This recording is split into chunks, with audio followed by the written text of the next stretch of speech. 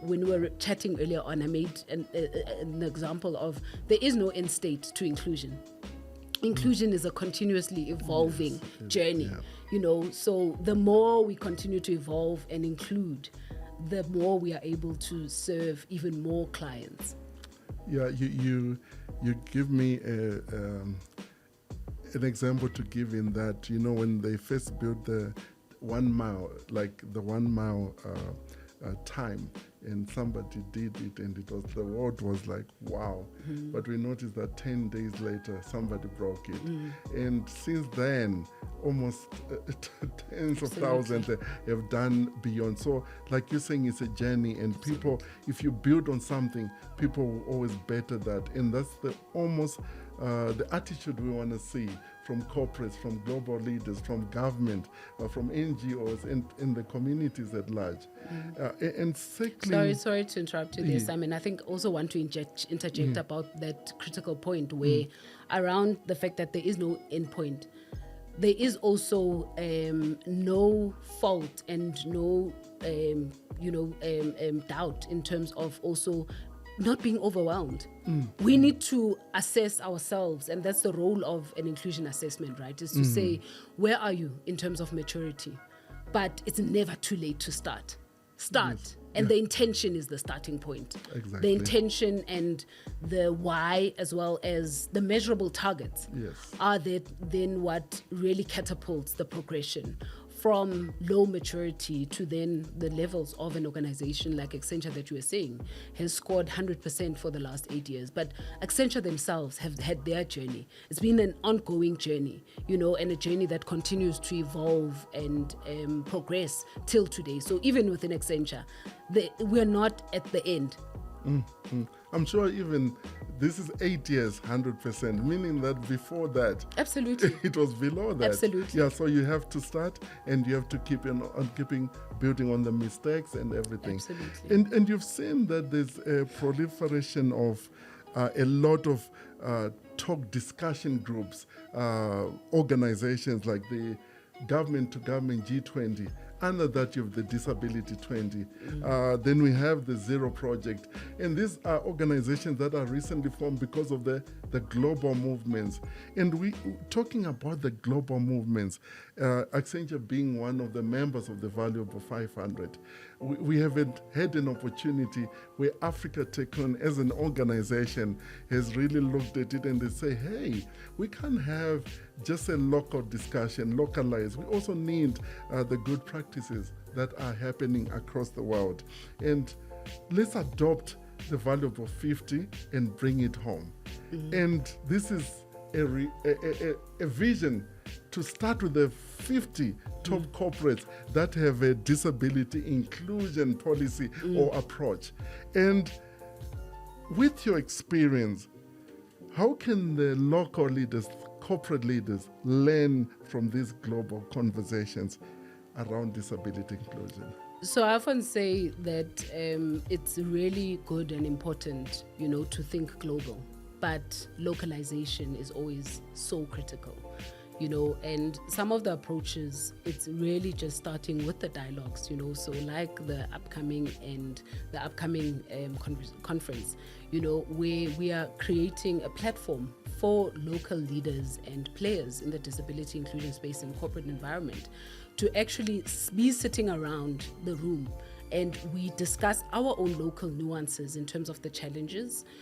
But because there's the global angle, what I love about often working and looking at global practices, it's we usually don't need to reinvent the wheel. We just need to localize and make sure that we are leveraging the local relevance, and our local nuances. So the main thing is for leaders, I think, one, the curiosity and the commitment, so commit to wanting to see the progress, commit to an end target, start somewhere, and measure that progress year on year, and education. So educate people, educate ourselves as leaders. There's a lot of discomfort still in South Africa around disability. And the discomfort is not necessarily as a result of ignorance, but it's fear. So by educating ourselves and educating people, that's how we make progress. That's how we change narratives.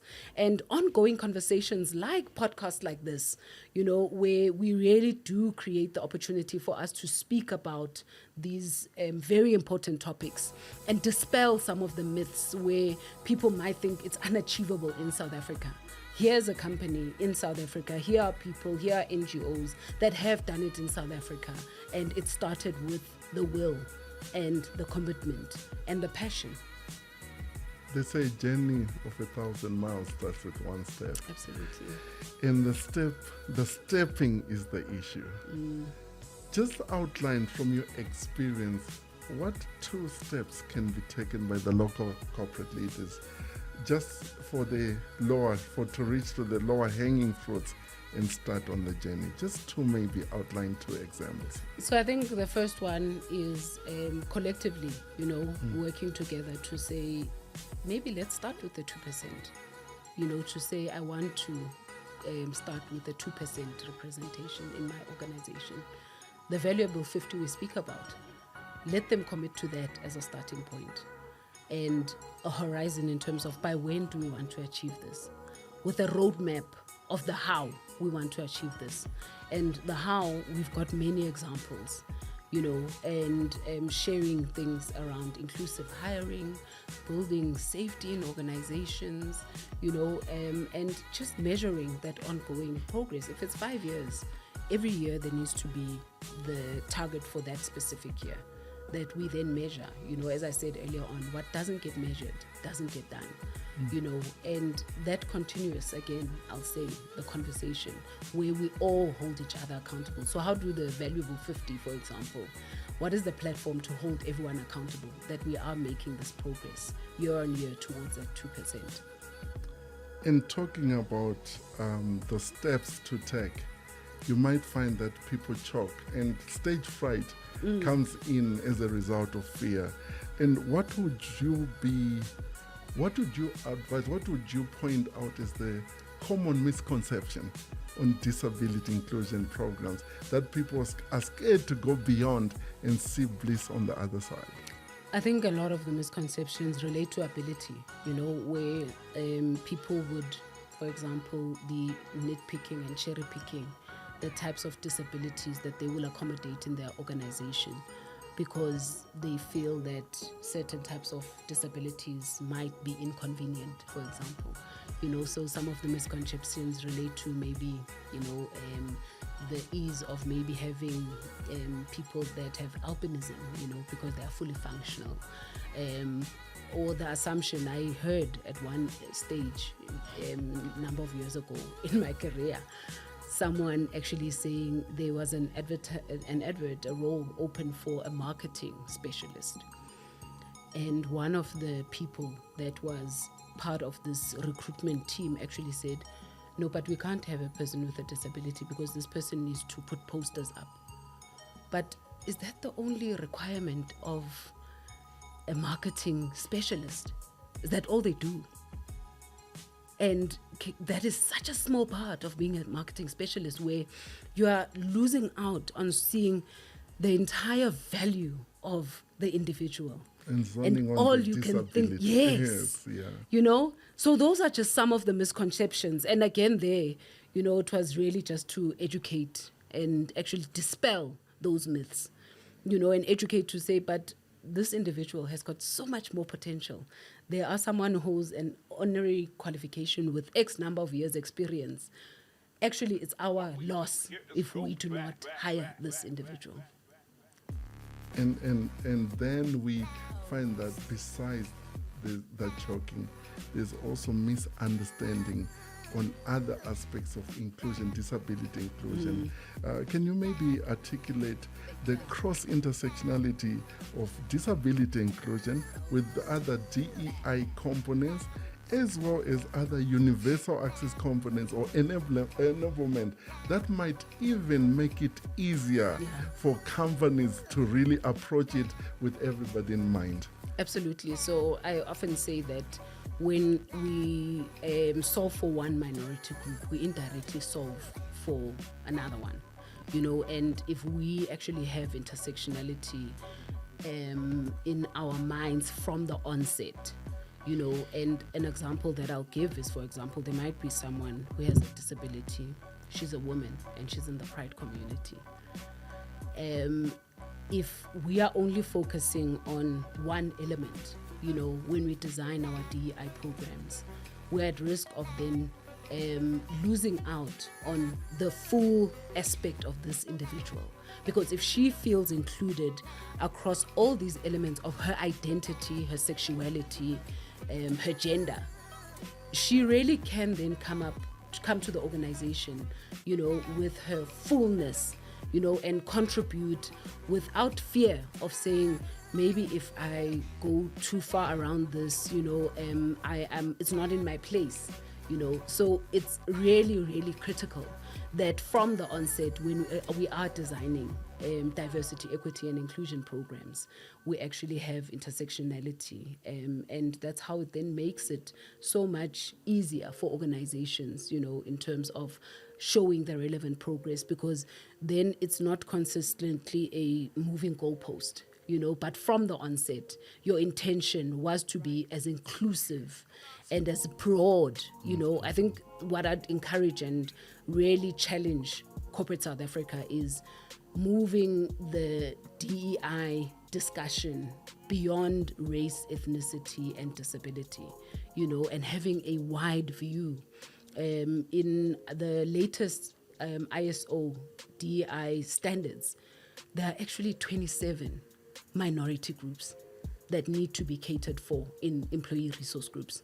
So if we can say, let's start with 5, 6, 8, or 10, as we start as leaders, for example, the leaders that we spoke about, to say we want to create inclusive organizations, we just make the progress so much better for us, and the knock-on effect of each ERG and the programs that you're doing, what that then does in terms of just contributing to that richness of the tapestry that I spoke about.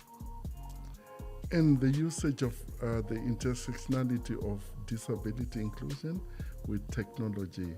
Maybe you can allude also to the movement towards AI and the relatively progressive changes in technology, which is almost a fast forward.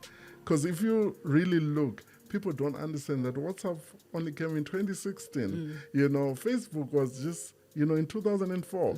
And rapidly over the years, things are, and people don't question historically, because if you look back, the first television to come to South Africa, maybe late 70s, the color television a few years later. But now it takes a day.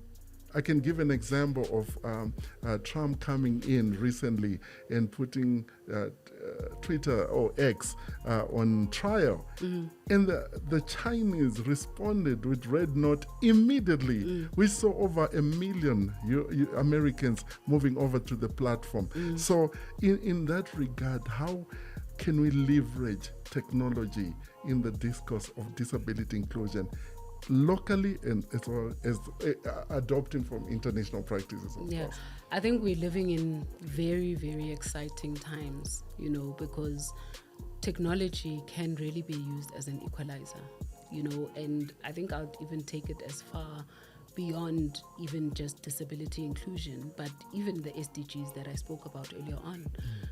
The only way that we are going to make the necessary progress is by leveraging technology, So whether it's technology in the form of assistive devices, whether it's technology in the form of, there's a Cape Town-based company that actually uses 3D printing to develop prosthetics, So how do we leverage that and actually scale it, so that we are democratizing, access to to opportunities as well. how do we leverage artificial intelligence itself, to democratize access to education for people with disabilities? So the opportunities are imminent. And as you said, things are moving so fast, and one of the starting points, I think, for us, just as a nation as well, is maybe just starting with a AI strategy and an AI plan. How are we going to leverage artificial intelligence, to actually close our developmental gaps, including disability inclusion? Yeah, I see when Accenture partnered with the National Council of and for Persons with Disabilities in their Casual Day, you guys developed a Casual Day sticker for them, which almost, brought another line of revenue. Maybe can you take us through that? Because it speaks to the intersectionality of inclusion and technology. Yeah. Absolutely. And I think also speaks to the heart of who we are as well, as a technology firm. So when lockdown happened, the National Council was at the risk of even shutting their doors down, because Casual Day is their biggest fundraiser. And because we've been supporting Casual Day literally from 2014 when I joined, Accenture has been supporting Casual Day. But I personally, for over 20 years, have been working with this organization that does really phenomenal work around disability inclusion. Terina and the team reached out to me to say, we've got this challenge. And we then posed the challenge to our business. So our creative business, because we also have a digital business. And what we then did is we digitized the sticker. So the sticker is fully available and it's digital. And this was pro bono work that Accenture did. So National Council didn't pay Accenture for us to do it. We did it because we believe in the importance of disability inclusion and the work that they do. And in that same year, they pushed out Casual Day to December, but it was saved. And millions of people who benefit from those funds that they use to create change in communities benefited still from that support, including the staff of the National Council. So it's another example of, and I think it's another example of the spirit over form, and the intention. So because of the intentionality and the intention of inclusion, and not being about money and revenue and only about tick box. That's why we solved to say, how can we do this? And I often say that even within Accenture, the biggest contributor of an organization like an Accenture is actually leveraging who we truly are, our people, and even the promise of technology depends on human ingenuity.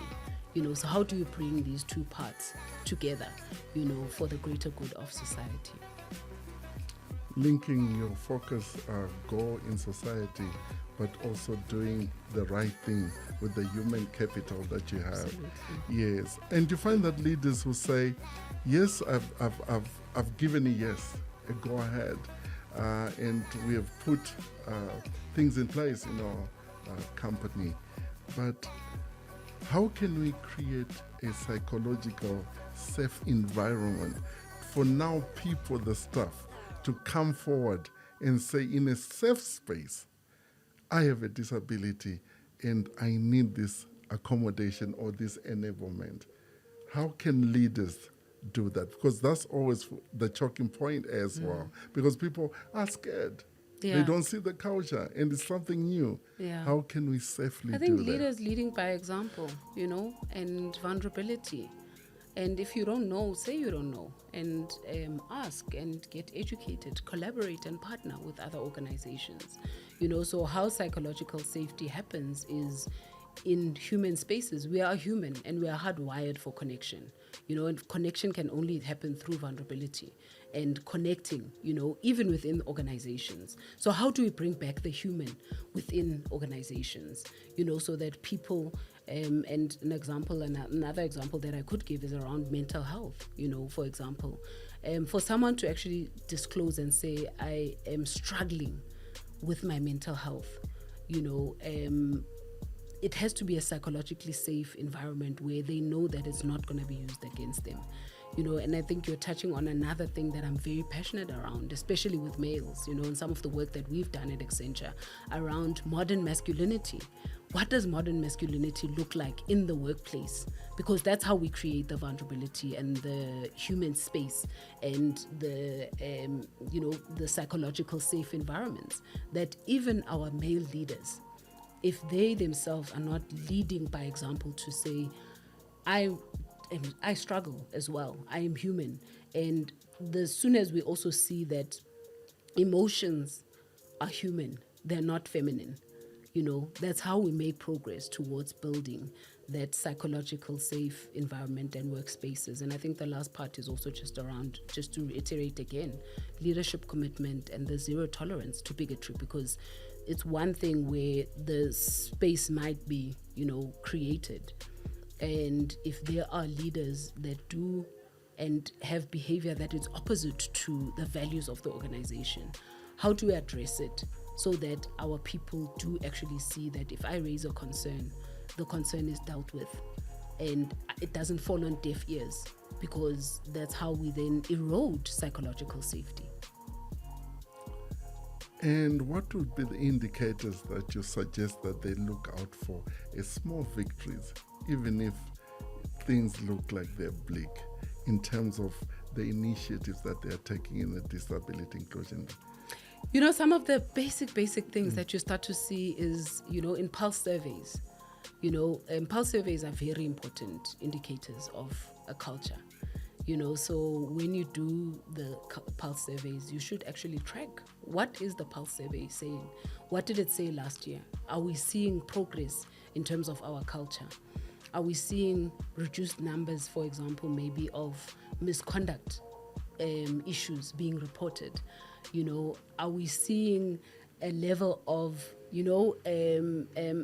fun where people are relaxed and starting to feel comfortable in the organization?